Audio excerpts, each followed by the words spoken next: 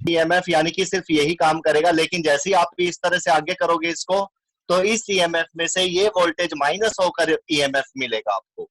इस तरह से आप अगर पूरे को पूरे इसको आगे करते चले जाओगे, तो इसके बाद हमने स्टडी करना है कि क्या होने वाला है। एक्स की वैल्यू इंक्रीज होती चली जाएगी, जिससे के एक्स की वैल्यू भी इंक्रीज होती चली जाएगी, और E minus K X is equal to this relation, जो आपके सामने ये वाला जो रिलेशन है, इस रिलेशन से ही हमें आगे क्या मिलने वाली है, ईएमएफ की वैल्यू। और ये बस लास्ट एक तरह से लास्ट स्टेप है जिससे आपका क्या आने वाला है, ईएमएफ। तो आ गए हैं सभी students. Now let us start. बाकी वीडियो से देख सकते हैं इसको। तो जैसे जैसे एक्स की वैल्यू इंक्रीज होगी, के एक्स की वैल्यू भी इंक्रीज होगी, और एक टाइम ऐसा आ जाएगा और डिफ्लेक्शन कैसा होता चला जाएगा, इसका लेस होता चला जाएगा। सपोज पहले ऐसे था गैल्वेनोमीटर, जैसे जैसे एक्स को इंक्रीज करते जाओगे ये क्या होता जाएगा, इस तरह से आता जाएगा, और एक पॉइंट ऐसा आएगा कि ये क्या हो जाएगा, बिल्कुल इस तरह से स्टेट वर्टिकली अपवर्ड आ जाएगा। इस पॉइंट का, इस सिचुएशन का मतलब होगा कि करंट की वैल्यू क्या हो चुकी है, जीरो हो चुकी है, नल डिफ्लेक्शन आ चुका है, बैलेंसिंग कंडीशन आ चुकी है, और आई की वैल्यू जीरो हो चुकी है। तो यहाँ पर अब कोई वोल्टेज काम नहीं करेगी, ये वाली सिर्फ ईएमएफ काम करेगा, नेट ईएमएफ। देखिए अब ई माइनस के एक्स, अगर के एक्स की वैल्यू भी इतनी हो जाए कि ई की वैल्यू क्या हो जाए, दोनों इक्वल हो जाए, तो ये क्या हो जाएगा, जीरो। यहां से ईएमएफ की वैल्यू क्या आ जाएगी, के एक्स। के क्या है, पोटेंशियल टू के एक्स। ये फार्मूला आपके पास आ चुका है, इसको क्या बोलेंगे आप, ईएमएफ ऑफ अ सेल। देखो ये ई वही है जिसका आपको ईएमएफ फाइंड आउट करना था, and there are two values. Firstly आपको ग्रेडियंट, पोटेंशियल ग्रेडियंट की वैल्यू चाहिए थी, जो कि आपने प्राइमरी सर्किट से ली। सेकंड एक्स चाहिए था, एक्स कैसे मिलेगा, जब बैलेंस हो जाएगा ये। तो ये दोनों वैल्यू मिलते ही आपको इस सेल का ईएमएफ मिल जाएगा। Any doubt, any problem in this question? Students come forward fast. No sir. तो आपको प्राइमरी सर्किट से ग्रेडियंट लेना और सेकेंडरी सर्किट से एक्स लेना आ गया यहां पर।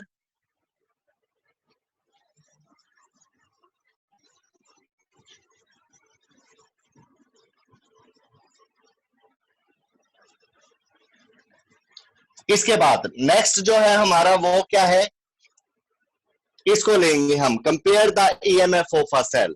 इसके अंदर भी आप क्या करेंगे, सबसे पहले पोटेंशियोमीटर वायर बनाएंगे, ए बी। उसके बाद आपको पता है ये जो टर्मिनल है ये पॉजिटिव है, क्योंकि ये ऑक्सिलरी बैटरी के पॉजिटिव टर्मिनल से कनेक्ट था, और ये minus, higher potential lower potential. इसके अंदर आपने क्या करना है, एक सेल ले लेना है जिसका ईएमएफ E1 है, आपको नहीं पता उसका ईएमएफ कितना है। आप अगर इसका ईएमएफ पता करना है तो आपको क्या करना पड़ेगा, फर्स्ट टॉपिक की हेल्प लेनी पड़ेगी, जिसमें आपको के और एक्स दो की वैल्यू चाहिए कि, और आप कैलकुलेट कर सकते हो। इसके बाद एक और आपने सेल लेना है यहां पर, इसको और इसको आपने कंपेयर करना है। वैसे तो टू वे की होती है, वो भी आप अप्लाई कर सकते हो यहां पर, लेकिन अगर आप अलग अलग करोगे तो इसको ज्यादा ठीक रहेगा। कैसे, आपने इसको की लगा दो यहां पर K1 और यहां पर K2। इसके बाद यहां से आपने गैल्वेनोमीटर लगा दिया इसके साथ, और इसके साथ जॉब की। ठीक है बेटा, ये दो सेल आपने क्या करने हैं, कनेक्ट करने हैं इसके साथ, और इसका जो पॉजिटिव है वो ऑक्सिलरी बैटरी के क्या रहेगा, पॉजिटिव से कनेक्ट रहेगा। K1 लगा दिया, और यहाँ पर K2 लगा दिया आपने E2 के साथ, गैल्वेनोमीटर से अटैच करके जॉकी से। आपने क्या करना है, सबसे पहले दो केस लेने हैं। आपने K1 को आपने क्लोज कर दिया और K2 को ओपन ही रहने देना है। तो K1 closed end K2 open. इसका क्या मतलब होगा कि इसमें से कोई करंट काम नहीं करेगा, ये वाला जो ईएमएफ है ये क्या करेगा, यहां पर वर्क नहीं करेगा, E2 सिर्फ E1 करेगा, और आपने ये जॉकी को क्या करना है, ए पॉइंट से स्लाइड करते हुए बी की तरफ चलना है। जैसे ही आपका एक पॉइंट मिल जाएगा, आप यहां पर जे ले लो, इसको जॉकी के लिए हमने चलो जॉकी का पूरा नाम लिख दिया, यहाँ पे जे पॉइंट ले लिया है। तो ए जे आपको क्या देगा, यहाँ पे एक्स या L1 कह सकते हो आप इसको। सपोज L1 पूरी लेंथ L थी, यहाँ पे आप L1 ले लो, क्योंकि L1 ही बुक्स में मेंशन है, एक्स नहीं है इतना। तो आप यहाँ पर के एल को ही लेकर करोगे तो ज्यादा इजी रहेगा, ताकि आप बुक्स से भी काम कर सको। तो यहाँ पर क्या होगा, K1 क्लोज करते ही यहां से करंट फ्लो करेगा और यहाँ पे आपको नल डिफ्लेक्शन मिल जाएगा और लेंथ मिलेगी L1। And you know very well in this AB the potential gradient is K। Then ये जो आपका प्रिंसिपल है, ये अब आप अप्लाई कर सकते हो डायरेक्ट, आपको बार बार प्रूफ करने की जरूरत नहीं है, because we know that EMF is directly proportional to L1। अगर आप उससे प्रूफ नहीं कर सकते तो आपके पास सिंपल भी है, V is equal to IR होता है, V is equal to I rho L upon A होता है। A रो एंड A ये तीनों चीजें क्या है इस वायर की, कांस्टेंट है। तो V directly proportional to L, आप डायरेक्ट भी ले सकते हो इसको, अगर आपको ज्यादा मतलब नहीं समझना है तो डायरेक्ट करना है तो दिस इज द प्रिंसिपल। और ये प्रिंसिपल आपने अप्लाई कर दिया, क्योंकि वोल्टेज और लेंथ डायरेक्टली प्रोपोर्शनल होते हैं, तो EMF को भी क्या कर दिया आपने, L1 के साथ डायरेक्टली प्रोपोर्शनल ले लिया। From there E1 is equal to KL1, this K is potential gradient, यानी कि voltage per unit length. Now K1 open कर दीजिए एंड K2 क्लोज्ड।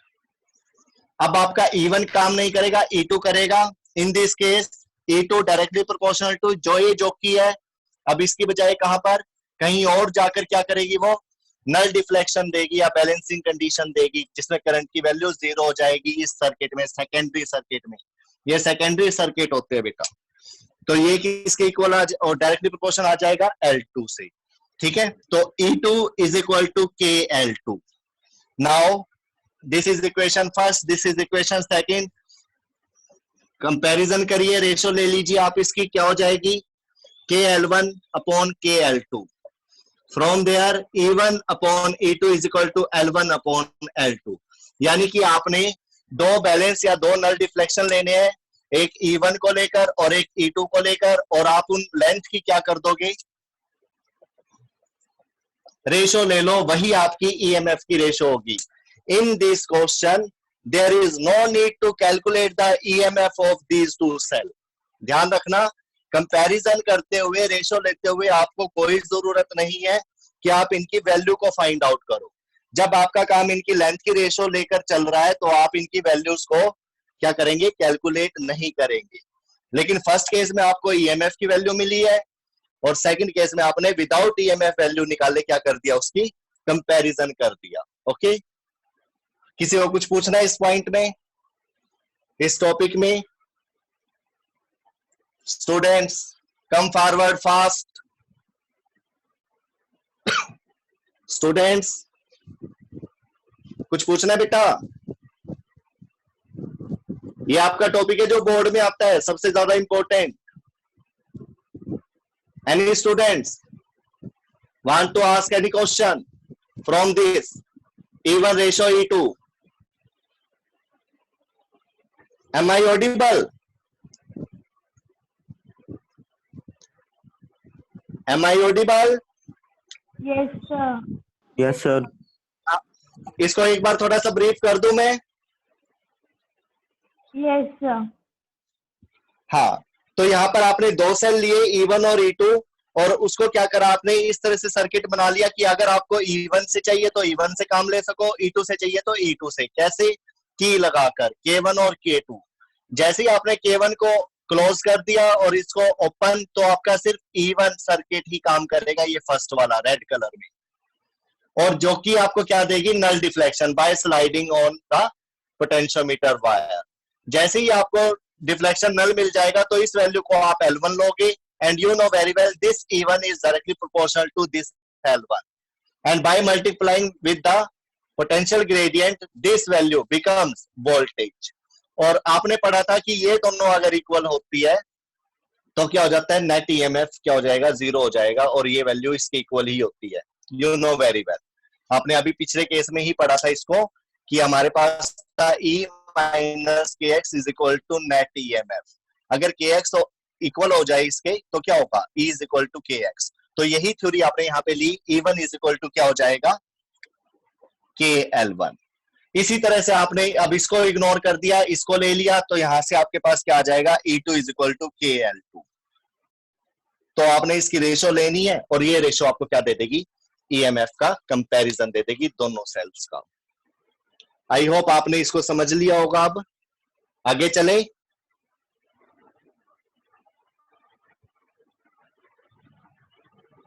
आगे कर सकते हो बेटा इसको। अब